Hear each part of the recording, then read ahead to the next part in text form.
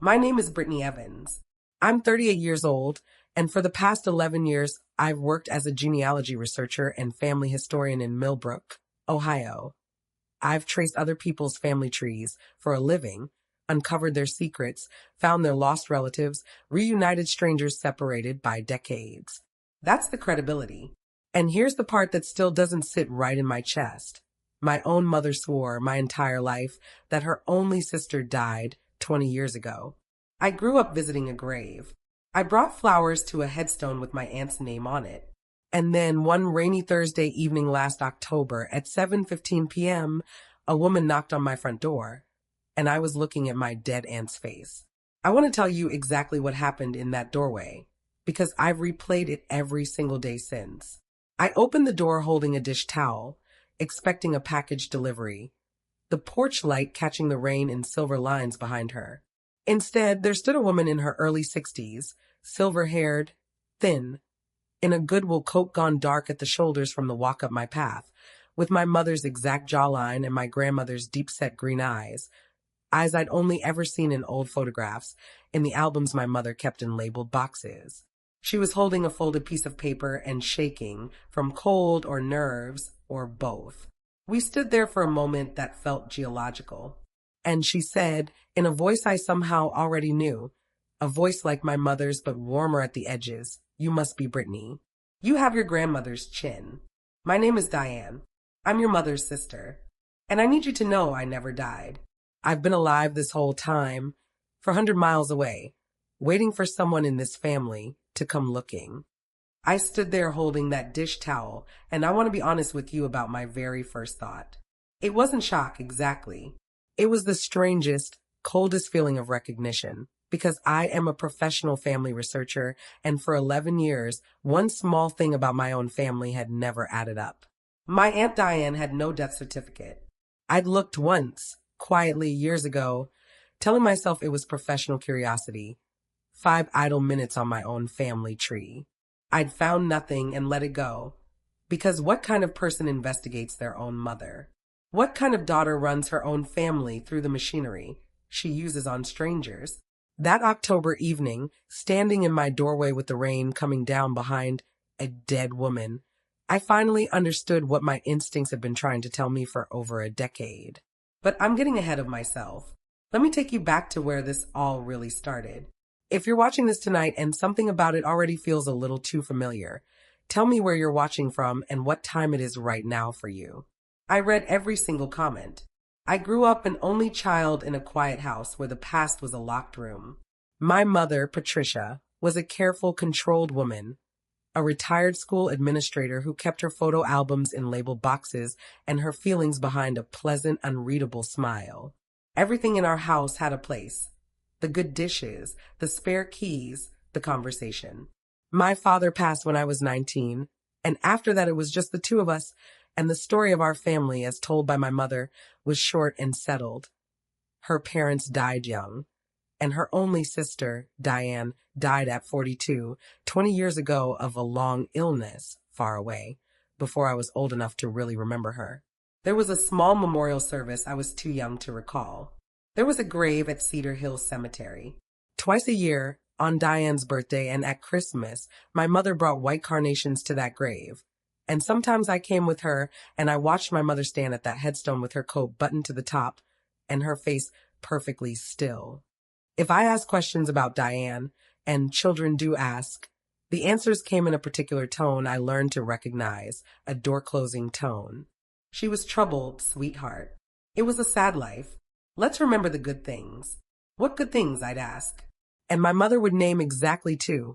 She loved flowers. She had a wonderful laugh. The same 2 every time, in the same order, for 30 years, like a recording. I know now what I couldn't have known then. That grief improvises and only lies rehearse. Here's what I need you to understand. I had no reason to doubt any of it. Grief that is quiet and controlled looks exactly like my mother's graveside visits. Children accept the history they're handed. And the few memories I had of Aunt Diane, and I did have a few, from before I turned 6, were warm ones. A woman laughing loudly in a kitchen, a big, unashamed laugh nothing like my mother's. Someone teaching me to shuffle cards, bridge style, my small hands failing over and over while she cheered anyway. A birthday gift, a music box with a dancing fox, which I still owned, which sat on my bookshelf my entire life, and which my mother, I noticed even as a child, could never quite look at directly. Once, when I was about 10, I wounded up while she was in the room, and she left before the song finished. I remember that. Children file these things away without knowing their evidence. If any part of this is landing close to home for you, go ahead and drop a comment. I read every single one. I became a genealogist, I used to joke, because I came from a family with no stories. My mother's past was so tidy, so sealed, that I grew up hungry for other people's messy, sprawling, overflowing histories. For 11 years, I built a career finding what people had lost. Birth parents, war records, siblings scattered by foster care, a client's grandfather who turned out to have a second family in Oregon. I sat with a 70-year-old man while he read his birth mother's letters for the first time. I watched two half-sisters in their 50s meet in an airport and stand holding each other for 10 straight minutes while travelers flowed around them like water around a stone. I learned the deep truth of this work, which is that families almost never lose people by accident. Someone, somewhere, almost always chose the silence. And I learned to recognize the shape of a hidden story the way a doctor recognizes a symptom. The too tidy timeline, the rehearsed grief, the relative nobody has a single photograph of after a certain year. Which is why 6 years ago, working late one night with access to every records database my profession provides, I did something I never admitted to anyone until now. I looked at my own aunt. I told myself it was idle, professional, 5 minutes of due diligence on my own tree. My hands knew better. They were cold on the keyboard. No death certificate in Ohio. No death certificate in any state I could search. No obituary in any archive. And I searched every archive, including the paid ones, including the newspaper morgue databases most people don't know exist. No probate record. No cemetery interment record. And this is the detail that kept me up that night. Cedar Hill Cemetery's own registry listed the plot my mother visited twice a year as a purchase memorial marker with no interment. A headstone standing over empty ground. I sat with that discovery for 1 week, going back to the databases 3 more times, hoping I'd made an error knowing, because I am good at my job, that I hadn't. And then I closed the file and buried it deeper than any grave, because the alternative was asking my mother a question I could not imagine asking, and because, I'll be honest about my own cowardice, some part of me sensed that pulling that one thread would unravel the only family I had left. So when Diane stood in my doorway that October evening and said, "I never died," the ground didn't fall out from under me. It simply, finally, settled into the shape it had always secretly been. I let her in. I made tea with shaking hands while she sat at my kitchen table, this ghost with my grandmother's eyes. And over the next 4 hours, she told me the story my mother had buried, alive, 20 years ago. There was no long illness. There was a fight, the kind that splits families down the geological fault lines that were always there. 20 years ago, when their widowed mother, my grandmother Ruth, was dying, Diane and my mother had fought bitterly over her care. Diane, the younger, wilder, twice-divorced sister, the one who'd struggled with money, who'd been through a bankruptcy, who my mother had spent a lifetime cleaning up after and resenting for it, wanted to move Grandma Ruth into her home. She'd already cleared out her spare bedroom, she told me. She'd already bought the shower rail and the good mattress, spending money she didn't have, because caring for their mother at the end was, in her words, the one thing I wanted to do right after doing everything else wrong. My mother, the responsible one, the controlled one, the one who had co-signed Diane's failed loans and fielded the 2 a.m. phone calls of the bad years, wanted the care facility, the proper arrangements, the managed ending, and I suspect wanted the one family crisis in her life that Diane could not possibly make worse. The fight escalated the way 20-year-old fights do, in a hospital hallway, both of them exhausted, both of them terrified, both of them saying the unsayable. Diane called my mother a cold-hearted bureaucrat who managed people instead of loving them. And it ended with my mother telling Diane the sentence Diane repeated to me at my kitchen table, word for word, 2 decades later, her voice still breaking on it. "You have been a walking disaster your entire life, and I won't let you wreck Mother's last year the way you wrecked everything else." As far as this family is concerned, you're already dead. As far as this family is concerned, you're already dead. People say sentences like that in hallways all over the world, every day, and almost all of them are taken back within the week. My mother is not most people. My mother is a woman who finishes what she starts. That is her greatest quality, and this is the story of it becoming her worst one. Grandma Ruth passed 4 months later. Diane wasn't told until after the funeral. And when Diane, in her grief and fury, mailed back the letter my mother sent her, the one dividing the small estate, with an "oh, thank you" written across it, my mother took that as the ending she needed.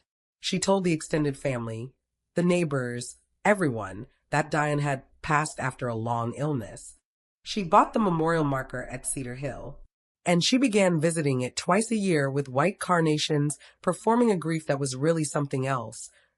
Guilt, maybe, or the strange dark piece of a person who has finally made an unmanageable relationship permanently manageable. And Diane, and this is the part one had to sit with the longest, Diane let her.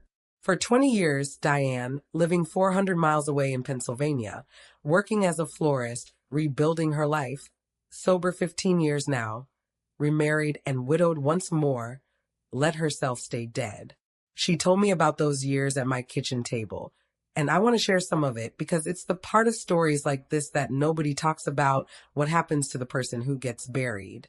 The first years, she said, were rage, and the rage was almost comfortable because rage at least keeps you company.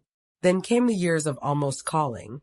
She told me she dialed my mother's number to the last digit, maybe 200 times, over 2 decades, standing in her flower shop after closing, and never once pressed the final key.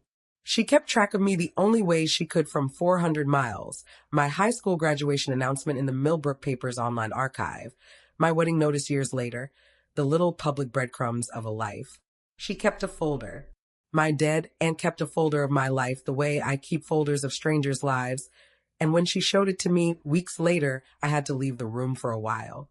You have to understand, she told me at my kitchen table that first night, turning her mug in slow circles, when your own sister buries you while you're still breathing, something in you believes her. I thought she's right. They're better off. Everyone was always better off without me. It took me 20 years and a lot of church basements to stop believing that. What finally broke the spell was small, the way these things always are. Her late husband's granddaughter had done one of those mail-in DNA tests, and it had matched at close family with a name Diane had never expected to see. Mine. I'd done a test years ago for professional research purposes. My dead aunt found me the same way I'd found lost relatives for 100 strangers. A little vial of spit and a database. She'd carried my address, printed on that folded paper, for 5 months before she found the courage to knock. 5 months. She told me she drove to Millbrook twice in that time, parked on my street once, watched my porch light come on at dusk, and drove 400 miles home without getting out of the car. Now, I want to tell you what I did next, because this is where my story stops being about a secret and starts being about a choice. I did not call my mother that night. I did not ambush her, though part of me wanted to, the part of me that had brought carnations to empty ground, the part that had stood at a headstone at 11 years old feeling sad about a woman who was, at that exact moment, alive in Pennsylvania arranging wedding flowers. Instead, I did what I do professionally, because professional habits are what you hold onto when the personal ground is moving. I verified, gently, carefully, over 3 weeks, with Diane's full cooperation, documents, photographs, the handwriting on old letters she'd kept, including 2 of my mother's own letters from the 1990s, which matched the handwriting on my childhood birthday cards down to the distinctive looped G. Stories that matched details no imposter could ever know. The name of my mother's childhood dog. The summer their father's car broke down in Kentucky, which cabinet my grandmother hid the Christmas candy in. And the music box. The music box with the dancing fox, which she described to me before she ever saw my bookshelf, down to the chip on the fox's ear, because she was the one who chipped it, wrapping it in her car outside a toy store 32 years ago, the last birthday gift she ever gave me. When she finally saw it still sitting on my shelf, still there, still kept, 3 decades later. This 63-year-old woman put both hands over her mouth and cried like the ground had opened. She wound it up with shaking fingers, and we listened to the whole song, and I realized I was watching someone receive proof that she had existed, that she had mattered, that she had left a mark on a child who kept it. You kept it, she kept saying. 20 years dead, and you kept it. And then, on a Sunday afternoon in November, I drove to my mother's house, sat at her kitchen table, and set two things in front of her: a white carnation and Diane's folded paper with my address on it.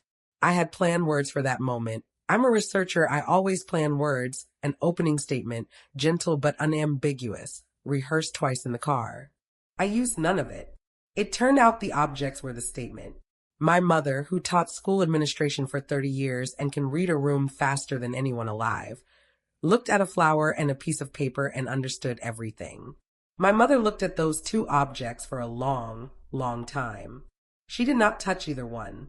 And I watched 20 years of architecture come down behind her eyes, floor by floor, in complete silence, the pleasant, unreadable smile dissolving into something I had never once seen on her face: fear. When she finally spoke, she didn't deny it, and I'll always, in some complicated way, respect that. There was no "I can explain," no version managing, none of the administrator's instinct for controlling the narrative. The first thing my mother said, and I will hear it for the rest of my life, was, "Is she well? Is she well?" 20 years of a manufactured death. And the first crack in the wall was a sister asking after a sister. And then this controlled, careful, button-to-the-top woman put her head into her hands at her own kitchen table and wept in a way I had never seen in 38 years. Because here is what I understood in that moment, watching her. My mother had not spent 20 years free of her sister. She had spent 20 years standing over an empty grave twice a year, holding flowers, trapped in a lie that had long ago stopped protecting her from anything. I told myself a story, she said finally, when she could speak, and then I had to keep living in it. Every year it got harder to take back. How do you tell your daughter you invented a death? You can't. So you buy carnations. She looked at the flower on the table. Twice a year I stood there and talked to her. Did you know that? I told the headstone things I never told anyone. It was the only place I could be her sister again. I didn't absolve her that afternoon. I want to be honest about that. What she did was not a misunderstanding. It was a 20-year fabrication that stole an aunt from me and a family from her sister, and I told her so, plainly, in the calm voice I inherited from her. But I also told her the other true thing, that I hadn't come to prosecute her. I'd come because two women in their 60s had maybe 15 or 20 good years left, and I was the only living person with a foot in both worlds, and I was not going to spend those years bringing flowers to anyone's empty grave. They met 3 weeks later at my kitchen table, neutral ground, my one condition, along with two others I said as firmly as any professional mediation. No litigating the past for the first hour, and either one could leave at any time, no explanation required. I bought flowers for the table and then removed them an hour before, realizing, absurdly, that my aunt was a florist and my mother's grief carnations were the whole wound, and there is no safe bouquet in this family. I will not perform that reunion for you, because I was there and some things resist retelling. I'll tell you only this. Two sisters in their 60s sat across from each other for the first time in 20 years, and for the first several minutes, neither one could speak at all. My mother with her hands folded on the table like a woman awaiting sentencing, Diane gripping her tea mug like an anchor. And the first complete sentence anyone managed came from Diane, who looked at my mother and said, "You got old." And my mother made a sound that was half sob and half laugh and said, "You didn't," which was a lie, and a kind one, the first kind lie I remember thinking in this family's entire history of terrible ones. They talked for 5 hours. I left the room after 2, because at some point they stopped needing a witness, and that, I understood, was the best possible sign. It is not simple now, and I won't pretend it is. 20 years doesn't heal over a casserole. There have been hard conversations, one shouting match in my driveway that ended with both of them crying against separate cars, 2 months last spring where they didn't speak, and one family therapy practice in Columbus that now knows our whole saga. My mother wrote Diane a letter, a real one, 12 pages, which Diane has never shown me and never will, and which I understand changed things more than any conversation did. But this past Christmas, my Aunt Diane, florist, alive, spectacularly alive, made the arrangements for my table with her own hands, white carnations deliberately included, because we're taking the flower back, she said. And in January, I drove both of them to Cedar Hill Cemetery at their joint request on a cold, bright morning with frost still on the grass. The three of us walked the path my mother had walked alone, twice a year, for 2 decades. She knew every turn of it without looking, which was its own quiet heartbreak to watch. And the two of them stood together at the marker with Diane's name on it, Diane reading her own headstone with an expression I will never be able to fully describe. Somewhere between horror and dark amusement, and something almost like pity for the sister who'd needed this stone enough to buy it. My mother said, quietly, "We should take this down." And Diane, who has my grandmother's eyes, and apparently her nerve as well, said, "Leave it. Let it mark the person I stopped being.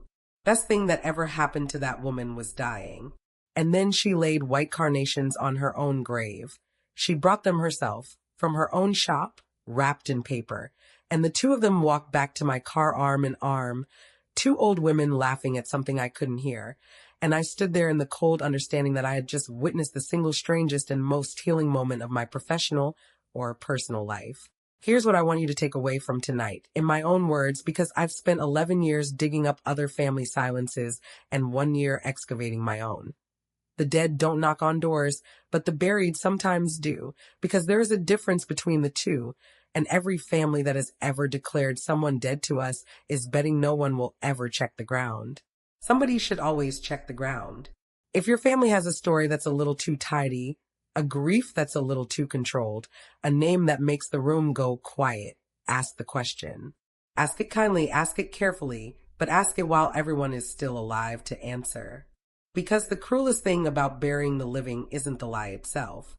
It's all the years the truth sat 400 miles away, holding your address in a folded piece of paper, waiting for someone to come looking. If this story meant something to you tonight, hit subscribe, drop a comment telling me which part hit hardest, and share this with someone whose family has a locked room of its own. They need to hear this more than anyone. I'll see you in the next one. Take care of yourselves out there.